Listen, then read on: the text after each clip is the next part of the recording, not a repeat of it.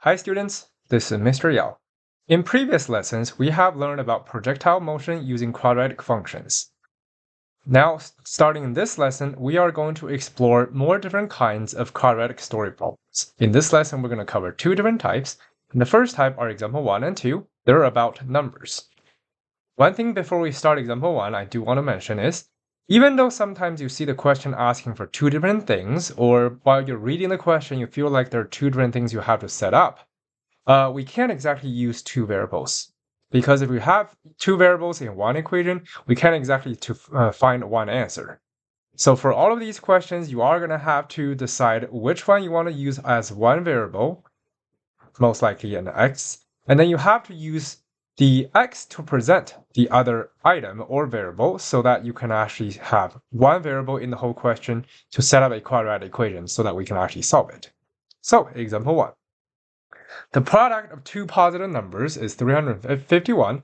One of the numbers is one more than twice the first number. Well, and is asking for two numbers.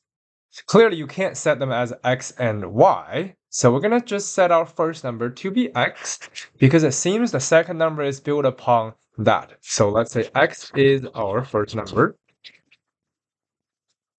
And then let's go back to the relationship. It says one more than twice the first number. Whenever you read a sentence like that and you want to represent something, you have to represent it backwards. Because whatever phrase that is closest to the item that we're using, the x in this case, that's the first thing we're going to have to do. So twice the first number, which is 2x. And then it's one more than that twice. So then we can actually add a 1. So that's the second number. The first sentence says that the product of two positive numbers, well, product means multiplication, so x plus, x times 2x plus 1, that's the product. And the product is 351. Now we have a quadratic equation. We are going to solve it. Multiply, open the parentheses, 2x squared plus x. And we're going to need to move the 351 to the left side, so the right side is a 0, so that we can solve. We have learned three different methods, and since this case we have an x, we can't exactly take square root to go for it. We have either factoring or quadratic formula. Quadratic formula, you can totally do it, but in this question, something else. Typically in a question like this, unless you actually do start with a decimal in your setup, most likely your answer is going to be integers, which in other words, you can actually try and factor these questions. So let's use the big X to factor. A times c, 2 times a negative 351 is negative 702. And the middle term is a 1, so we need two numbers that multiply to get negative 702 and adds up to a 1. So let's find the two numbers. They should be 27 and negative 26. On the top of the fraction, 2x. The left one can't be simplified, right one can, so x over negative 13. That means our factoring is going to be 2x plus 27 times x minus 13 equals 0. That's going to give us an answer of negative 27 over 2. That's going to give us an answer of 13. The question clearly said two positive numbers, so this one does not work. So we know x is 13. And now you do have to remember, we only solved for our first number. X is only our first number. So now we need to put it back in to our representation of the second number to find that second number. 2 times 13 plus 1, which is 27. That is our second number. So the two numbers are 13 and 27. That is example 1. Moving on, example 2. Two numbers have a difference of 18. The sum of their squares is 194. What are the numbers? So it's a two-number question again. They have a difference of 18. Well, then that means you have a bigger number and a smaller number. It actually doesn't matter which one you pick as your x. So let's say we're going to pick the bigger number as our x. And then the smaller number is going to be having a difference of 18 with the bigger number. So in other words, it's 18 less than the bigger number. So it's going to be x minus 18. Well, think about it. If you actually try to use the smaller number as your x, the other number is just going to be x plus 18. There's not a huge difference. 1 plus, 1 minus. Okay, so let's go back. the sum of their squares. The sum means adding two numbers together. You're adding their squares together. So x squared, that's the first number squared. X minus 18 squared is the second number squared. Add together is 194. So let me go back. Let's say you set the smaller number to be x and the other number is x plus 18. We're going to get x squared plus x plus 18 squared equals 194. You see, not a huge difference because you still have this x and 18 thing inside the square, inside the parentheses, then you need to square it. So they're going to be very similar. It doesn't quite matter which number you are setting. Okay, next. Let's open the parentheses. X squared stays. Anytime you see a square, you're going to need to write it twice. That is x minus 18 and another x minus 18. You can either use the string method to do your distribution or you can do the box method. So either way, you're going to get x squared minus 36x plus 324 equals 194. Let's combine them together. 2x squared minus 36x. I'm going to need to subtract that 194 over, which is going to be a plus 130 equals 0. Before you start factoring or start using the quadratic formula, you should always try to see if there is a GCF or not. In this case, all the numbers could be divided by 2, which in other words, there is a GCF of 2. So let's get rid of that. We have x squared minus 13x plus 65 equals 0. Simple factoring, you can also use the quadratic formula, but this is just an x squared, which tells us each parenthesis is just going to get an x. And we need two numbers that, this actually should be a 18. We need two numbers that multiply together 65 and adds up to a negative 18. That would be a minus 13 and a minus 5. So in that case, we have two answers, 13 and a 5. Some of you might be like, okay, well, it's asking for the two numbers. So there you go. Our two numbers are 13 and 5. That is incorrect because if you quickly check, they don't have a difference of 18. Their difference is only 8. So you do need to remember, we only solve for the bigger number. Now we actually need to use our representation of the smaller number to find the smaller number. So when x is 13, our smaller number is going to be 13 minus 18, which is a negative 5. So the two numbers we have is 13 and negative 5. And when x equals 5, we're going to use 5 minus 18, which is going to give us a negative 13. So our numbers would be 5 and negative 13. Now, if you look at the answer, this should actually make sense because we're squaring the numbers. Well, 13 squared or negative 13 squared, they're both going to give us a positive 169. 5 squared or negative 5 squared, they're both going to give us a positive 25. And these two numbers add together is 194. So that's why we have two different combinations. And that is example 2. Moving on, example 3. Susie is, well, now it's a different type of question. Susie is framing a picture. The original picture is 8 by 10. So let's draw a rectangle that is 8 by 10. He says, well, that is typically how a picture looks like. 8 by 10. There's matting placed around the picture as a uniform border. The finished project has an area of 224-inch squared. What is the width of the border? Well, you're putting frame on, so of course it's going to be around the picture. So let's say this represents all the frame around the picture.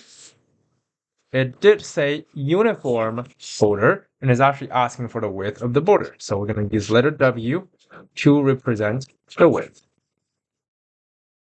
Okay, let me actually quickly fix that inside. Make it a bit more. Okay, and it's a uniform width, and it's right here. This is the width we are talking about. It could also be here. It could also be here. It could also be here. They're the same width all around. Now, the only other piece of information we have is it has an area of 224-inch square. Area. Anytime we're calculating the area of a rectangle, we need a length times a width. And it's actually talking about the finished project, so actually saying the whole thing. The area of the whole thing is 224. That means we need to find a way to present the length and the width for the whole thing. And then we can just multiply them together and equal to 224. This is the length. Well, for the length, it has this part of 10, but besides that, we also have these two extra width that we added. So the length would be 10 plus 2w. And following the same idea, the width would be 8 plus 2w. There you go. 8 plus 2w, well, length times width, 10 plus 2w times 8 plus 2w, that equals to 224. Now we need to solve that. Open all the parentheses and then move the 224 over. That's 80 plus, that's 16w, that's 20w, so 36w plus 4w squared minus the 224 over. We have 4w squared plus 36w and then minus 144 equals 0. You can use the quadratic formula or factoring, but first you should notice all the numbers, or you should always check. In this case, all the numbers are divisible by 4. You might be wondering, wait, Mr. Yao, how come sometimes you're dividing everything, sometimes you're just factoring things out? Well, when it's an equation, I can divide everything because the whole equation is still going to be balanced. But when we have just a function of something, I do have to factor that out because there's not exactly a left side and a right side to set them to keep the balance. If you actually just divide everything, say by the 4, then you're completely changing the function. Okay, so in this case, after that, w squared plus 9w minus, that will be a 36 equals 0. We can easily factor that. W plus 12 and w minus 3 equals 0. The two answers we get is a negative 12 or a positive 3. Well, clearly you can't have negative width, and we can only keep the positive answer. So the width of the border is 3 inches. That's example 3. Moving on, example 4. It's a very similar question compared to example 3, a little different. A rectangular lawn measures 8 meters by 6 meters. So let's actually draw a rectangle.